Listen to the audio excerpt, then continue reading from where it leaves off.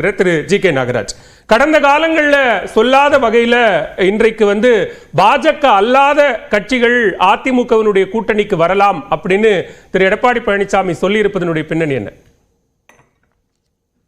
தமிழ்நாடு திமுக அதிமுக கட்சிகளுக்கு மட்டும்தான் பட்டா போட்டு கொடுக்கப்பட்டிருக்கிறது, வேற கட்சிகள் யாரும் தமிழ்நாட்டை ஆளக்கூடாது அப்படிங்கிற ஒரு உள்நோக்கம் கொண்ட ஒரு கருத்தா தான் அதை பார்க்கிறேன்.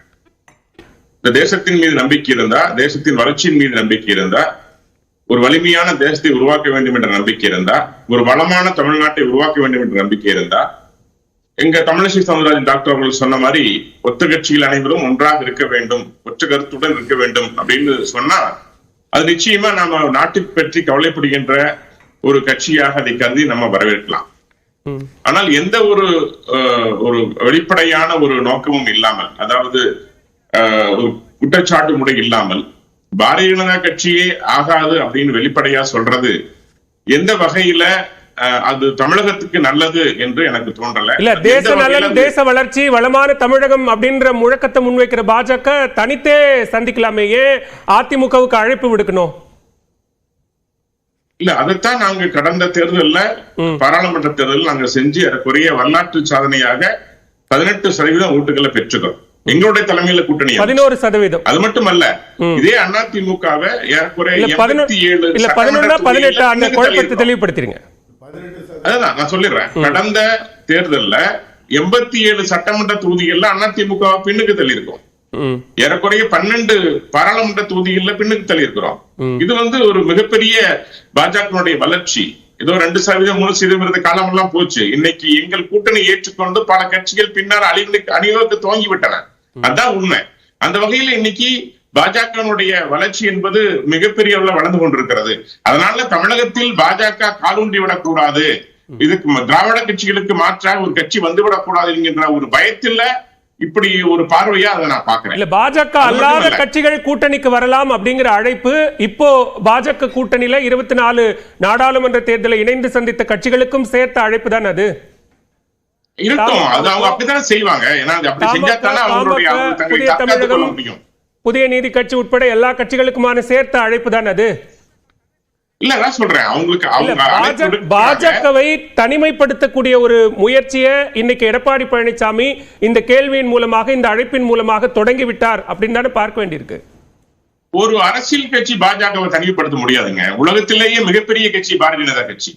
இன்னைக்கு உலகத்தினுடைய, அமெரிக்காவுடைய வல்லரசுடைய ஒரு அதிபரை நிர்ணயிக்கக்கூடிய இடத்துல இன்னைக்கு பாஜக இருக்கிறது. என்னுடைய தலைவர் நரேந்திர மோடி இருக்கிறார். அதனால நீங்க ரொம்ப சிம்பிளா பாஜக தனிமைப்படுத்த முடியாது. மக்கள் இருக்கிறாங்க. மக்கள் யாரு பக்கங்கிறது முக்கியம். இன்னைக்கு திமுகவுடைய அரசு 6000 கொலைகள் 3 ஆண்டுகள்ல ஒரு 60,000 கொள்ளைகள் நடந்திருக்கிறது. இந்த அரசனுடைய இந்த வெளிப்பாடு, இந்த விரக்தியின் மக்கள் வெளிப்பாடு தனக்கு சாதகமாக மாற வேண்டும் என்று அதிமுக நினைக்கின்றது. ஆனால் அது மட்டும் அவங்களுக்கு வெற்றியை கொடுத்து விடாது. ஏனென்றால் பாஜக இன்னைக்கு பலமாக பல நல்ல திட்டங்களை மக்களுக்கு கொண்டு சேர்க்கின்ற கட்சியாக, இந்தியாவை வலிமையாக மாற்றுகின்ற கட்சியாக, இன்னைக்கு பல மாநிலங்கள்ல பலருக்கும் சமூக நீதியை கற்றுத்தரக்கூடிய, சமூக நீதி நிலைநாட்டக்கூடிய கட்சியாக பாரதிய ஜனதா உருவாக்கி கொண்டு வருகிறது இன்னைக்கு. அதனால இது நீங்க பாஜகவுடைய வளர்ச்சி அப்படிங்கறத உறுத்துகிறது. அந்த வளர்ச்சியை தடுப்பதற்காகத்தான் இது திமுக அதிமுகவோட கூட்டணி என்றுதான் நான் பாக்குறேன். இங்க எதிர்கட்சிகள்லாம் உதிரிகளாக இருந்தால் அது திமுகவுக்கு பலமாயிடும்.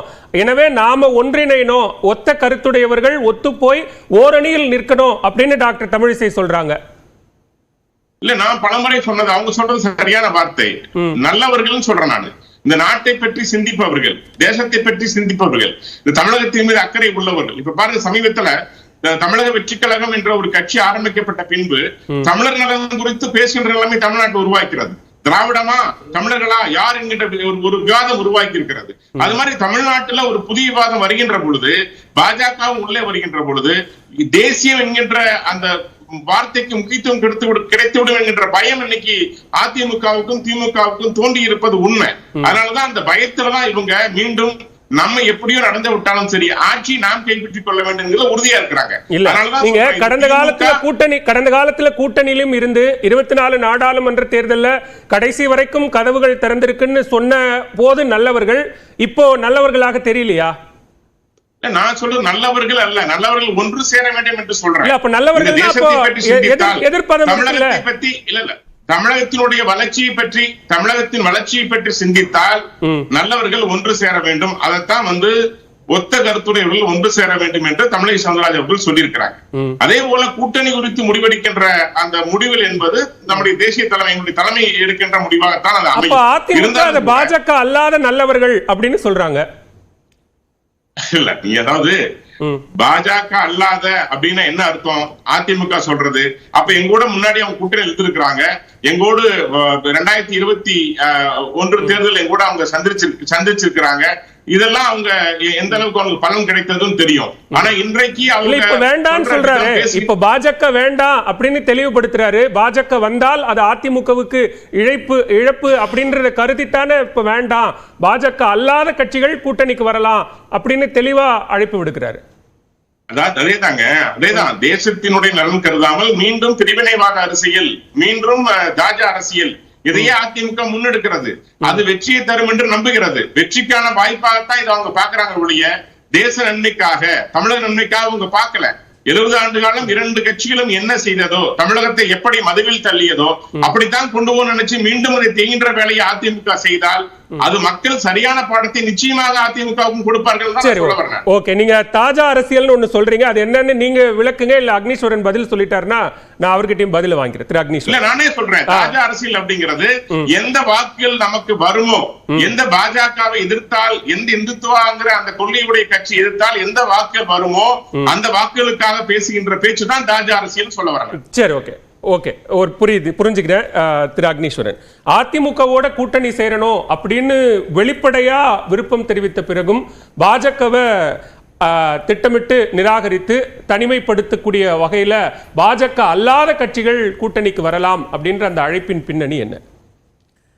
ஏற்கனவே தீர்மானிக்கப்பட்ட ஒன்றுதான். அதிமுகவினுடைய பொதுச் செயலாளர் 2024 பாராளுமன்ற தேர்தலிலும் 2026 சட்டமன்ற தேர்தலிலும் பாரதிய ஜனதாவுடன் கூட்டணி இல்லை என்கிற ஒரு திடமான தீர்க்கமான ஒரு முடிவை எடுத்தது வரவேற்கத்தக்கது.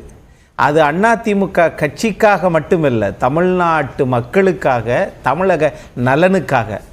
புரட்சித் தலைவர் எம்ஜிஆரினுடைய பாடல் வரிகள் தான், உழைத்து வாழ வேண்டும் பிறர் உழைப்பில் வாழ்ந்திடாதே, வாழக்கூடாது. அது உழைப்பு மட்டும் கிடையாது, வாக்குகளுக்கும் அரசியல் கட்சிகளுக்கும் பொருந்தும். திராவிட முன்னேற்ற கழகம் 14 கட்சி கூட்டணியை வைத்து இன்றைக்கு ஆட்சி நடத்துகிறது.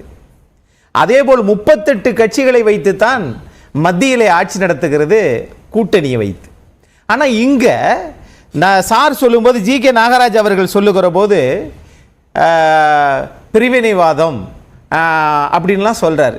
இது தாஜா பண்ணுறாங்க.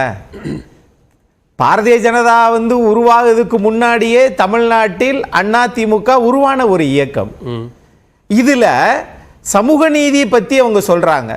சமூக நீதிக்கும் பாரதிய ஜனதாவுக்கும் சம்பந்தம் இருக்குமேயானால்